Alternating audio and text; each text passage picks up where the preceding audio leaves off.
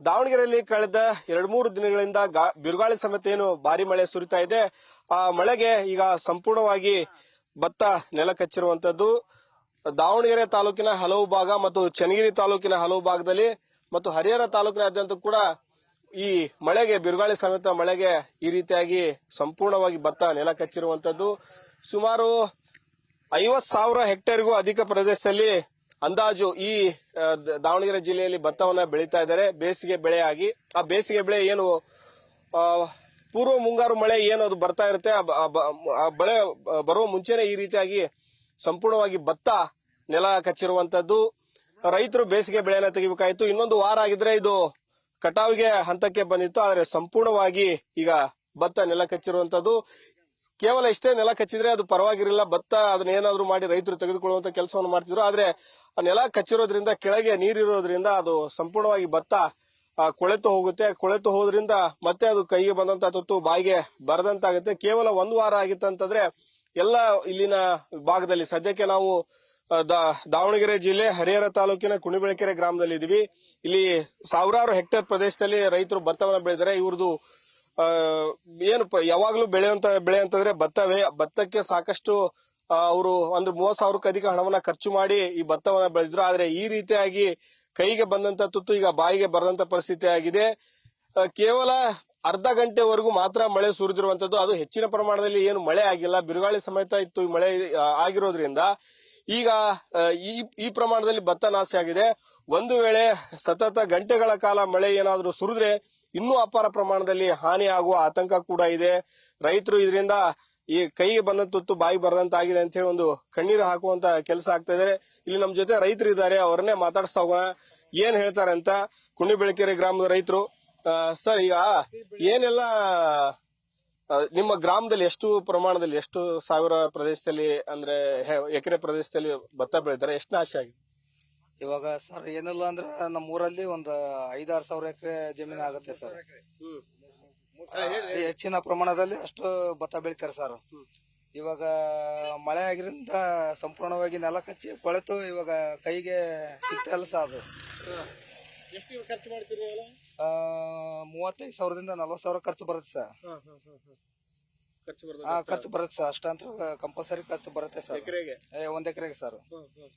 ಅದ್ರಲ್ಲಿ ಅದೆಲ್ಲ ಕೈ ಸಿಕ್ಕ್ರ ಖರ್ಚು ತೆಗೆದು ಮತ್ತೆ ಉಳಿಯ ಸರ್ ಒಂದು 20,000 ಅಷ್ಟೇ ಸರ್ ಉಳಿಯೋದು.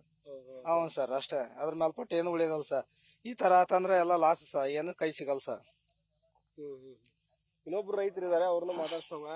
ಏನ್ ಹೇಳ್ತೀರಿ ಸರ್, ಈಗ ತಮ್ಮ ಜಮೀನ್ ಇದು? ಹೌದು ಸರ್, 3 ವರ್ಷ ಹಿಂಗ್ ಸತತವಾಗಿ ಬೆಳಕತ್ತಿ ಭತ್ತ. ನಮಗೆ ಏನೋ ಪರಿಹಾರನ ಬಂದಲ್ ಸರ್. ನಾವು ಪಟ ಹೊಡಿಸ್ತೇವೆ, ವಿಲೇಜ್ ಅಕೌಂಟೆಂಟ್ ಪಟ ಹೊಡ್ಕೊಂಡು ಹೋಗೋಣ, ಅದೇ ದುಡ್ಡೇ ಬಿದ್ದಲ್ ಸರ್. 3 ವರ್ಷ ಸತತವಾಗಿ ಈ ತರ ಬೀಳ್ತದೆ. ಏನಂತ ಕೇಳಿದ್ರೆ ಏನ್ ಹೇಳಿದ್ರ ಬರ್ತದಪ್ಪ, ಯಾವ ಬರ್ತದ ಸರ್ಕಾರದ ಅಂತ ಹೇಳಿದ್ರಷ್ಟೇ. ಈ ಸತತ 3 ವರ್ಷ ಹಂಗ 3 ಲಕ್ಷ ರೂಪಾಯಿ ಸಾಲ ಮಾಡಿದ್ವಿ ಮನೆ ಕಟ್ಟಕ್ಕ. ಅದ್ ಸಾಲ ಕಟ್ಟಿಲ್ಲ. ದೊಡ್ಡ ಸಮಸ್ಯೆ ಐತೆ ನಮ್ದು. ಎಷ್ಟು ಎಕರೆ ಐತಿ ನಮ್ದು ಇದೆ ಒಂದ್ 2.5 ಎಕರೆ ಸರ್. ಇದ್ರ ಮೇಲೆ ಸಾಲ ಮಾಡಿದೇವಿ ನೆಂದಿದ್ದೇವೆ ಗ್ರಾಮೀಣ ಬ್ಯಾಂಕ್ನಾಗ. ಅದು ಸಾಲ ಕಟ್ಟಕ್ಕಾಗಿಲ್ಲ ನಮ್ಮ ಕೈಲಿ. ಈಗ ಭತ್ತ ಬಿದ್ದೈತಲ್ಲ, ಅದನ್ನ ಮತ್ತೆ ಕಟ್ಟಿ ಕಟಾವ್ ಮಾಡ್ಸಕ್ ಬರಂಗಿಲ್ಲ? ಬರಲ್ಲ ಸರ್. ಅದ ಬಂದ್ ಕೊಯ್ಕೋಬೇಕು ಅಷ್ಟ. ಬಂದ್ ಕೊಯ್ಕೊಂತ ಮಿಷಿನ್ ಅರ್ಧ ಚಪಾಟಿ ಮಾಡ್ತೈತಿ, ಅರ್ಧ ಇಟ್ಕೊತೈತಿ. ಲಾಸ್ ಮುಕ್ಕಲ್ ಭಾಗ ಲಾಸ್. ಹೌದಾ? ಮುಕ್ಕಲ್ ಭಾಗ ಲಾಸ್. ಈಗ ಪರಿಹಾರ ಕೊಡೋದಾದ್ರೆ ಸರ್ಕಾರ ಎಷ್ಟು ಪರಿಹಾರ ಕೊಟ್ರೆ ನಿಮ್ಗೆ ಅನುಕೂಲ ಆಗುತ್ತೆ ಅಂತ? ನಮಗೆ ಎಲ್ಲಿ ಕೊಟ್ಟಲ್ಲ ಸರ್. 3-4 ವರ್ಷ ತೊಡ್ಕೊಂಡು ಕೊಟ್ಟಾನ, 1 ರೂಪಾಯಿ ಕೊಟ್ಟಿಲ್ಲ. 1 ರೂಪಾಯಿ ಬಂದಲ್ಲ, ನಿಮ್ಗೆ ದುಡ್ಡ ಬಂದ. ಕೆಲವರು ಇನ್ಸೂರೆನ್ಸ್ ಮಾಡಿಸಿದ್ರೆ ಬುದ್ಧಿವಂತರು, ನಾವು ಇನ್ಸೂರೆನ್ಸ್ ಮಾಡಿಸಿಲ್ಲ. ಅವ್ರು ಇನ್ಸೂರೆನ್ಸ್ ಮಾಡಿಸಿದ್ರೆ ಅವ್ರು ತಲೆ ಕೆಡಿಸಿದ್ರೆ ತಗೊಂತಾರ ಸರ್. ಈಗ ಅಲ್ಲಿ ಒಂದು ಕೆಲವು ಜನ ಬಹಳ ಜನ ಇನ್ಸೂರೆನ್ಸ್ ಮಾಡಿದಾರೆ ಸರ್. ಅಲ್ಲ, ಈಗ ನಿಮ್ಗೆ ಎಷ್ಟು ಪರಿಹಾರ ಕೊಟ್ರೆ ಅನುಕೂಲ ಆಗುತ್ತೆ? ಈ ನಿಮ್ಗೆ ಪರಿಹಾರ ಇಷ್ಟು ಎಕರೆಗೆ ಎಷ್ಟು ಕೊಟ್ರೆ ನಮ್ಗೆ? ನಾವು 30-40 ರೂಪಾಯಿ ಖರ್ಚು ಮಾಡಿದ್ವಿ ಸರ್. ಅದ್ರಾಗ ಏನ್ ಬರ್ತದ ಸರ್ಕಾರಕ್ಕೆ ಗೊತ್ತಾಗತ್ತಲ್ಲ. ಗೊತ್ತಾಗತ್ತೆ. ನಮಗಿಂತ ಅವ್ರಿಗೆ ಗೊತ್ತಾಗತ್ತೆ ಸರ್. 35-40 ರೂಪಾಯಿ ಬರ್ತದೆ ಎಕರೆ ಖರ್ಚು ಭತ್ತಕ್ಕೆ. 3-4 ಬೆಳೆ ಭತ್ತ, ನೀವು 3-4 ಸಲ ಭತ್ತಕ್ಕೆ ಔಷಧಿ ಹೊಡಿತೀವಿ. 300 ರೂಪಾಯಿ ಗೊಬ್ಬರ ಆಗೈತಿ. ಏನು ಇನ್ನೊಬ್ರು ರೈತರು ಇದಾರೆ, ಅವ್ರನ್ನು ಮಾತಾಡ್ತಾ ಹೋಗೋಣ ಏನ್ ಹೇಳ್ತಾರೆ ಅಂತ ಹೇಳಿ. ತಾವು ಏನ್ ಭತ್ತ ಹಾಕಿದ್ರಿ ಸರ್? ಹೌದಾ? ನಿಮ್ಗೆ ಏನಾಗಿದೆ ಸಮಸ್ಯೆ? ಏನಾಗಿದೆ ಸರ್? 3,000 ರೂಪಾಯಿ ಕ್ವಿಂಟಲ್ ಗೊಬ್ಬರ ಸರ್. ರೈತರು ಮಾರಾಂತ ಮಾರಾಟಗಾರಗಳು ಕಮ್ಮಿ ತಗಂತಾರ ಸರ್. ನಾವ್ ಮುಂದೆ ಹೆಂಗ ಇದು ಮಾಡಕ್ ಎಷ್ಟು ಭತ್ತ ರೇಟು? 2,000, 2,400, 200, 300 ತಗೊಂತಾರ ಸರ್. ಬೆಂಬಲ ಬೆಲೆ ಐತೆ. ಅದಕ್ಕೀಗ ನಾವು ಈ ಬಿದ್ರ ಒಂದ್ ಲಾಸ್ ಪರಿಹಾರ ಏನಾರು ಕೊಡ್ತಾರ ನೀವು ಬಿದ್ದಾಗ? ಕೊಟ್ಟಲ್ ಸರ್, 500 ಕೊಟ್ಟಲ್ ನಮ್ ಕಡೆಗೆ. ನೀವೆಲ್ಲ ಎಷ್ಟು ಖರ್ಚು ಮಾಡ್ತೀರಿ? 30,000 40,000 ತನಕ ಖರ್ಚು ಬರ್ತದೆ ಸರ್. ಟ್ಯಾಕ್ರಿ ಹೊಡಿಯೋದು, ಗೊಬ್ಬರ ಹಾಕೋದು, ಆಳು ಕೋಳು ಎಲ್ಲ ಸೇರಿ ಇಷ್ಟು ಬರ್ತೈತೆ.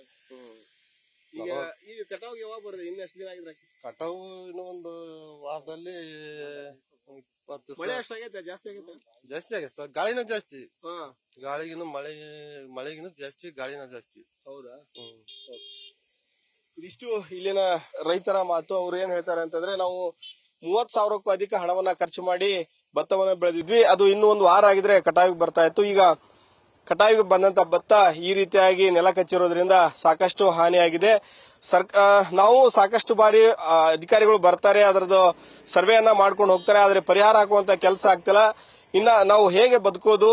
ಇನ್ನಾದ್ರೂ ಸರ್ಕಾರ ಎಚ್ಚೆತ್ಕೊಂಡು ನಮಗೆ ಏನು ಖರ್ಚು ಮಾಡಿದ್ರಲ್ಲಿ ಆದ್ರೂ ಸ್ವಲ್ಪ ಅಲ್ಪ ಪ್ರಮಾಣದ ಹಣವನ್ನ ಕೊಡುವಂತ ಕೆಲಸ ಮಾಡಬೇಕು, ರೈತರನ್ನ ಬದುಕಿಸುವಂತ ಕೆಲಸವನ್ನ ಮಾಡಬೇಕು ಅಂತ ಹೇಳಿ ರೈತರು ಒಂದು ಒತ್ತಾಯವನ್ನ ಮಾಡ್ತಾ ಇರುವಂತದ್ದು. ಕ್ಯಾಮರಾ ಪರ್ಸನ್ ಲೋಕೇಶ್ ಜೊತೆ Mahadev BG, news first, Davanagere.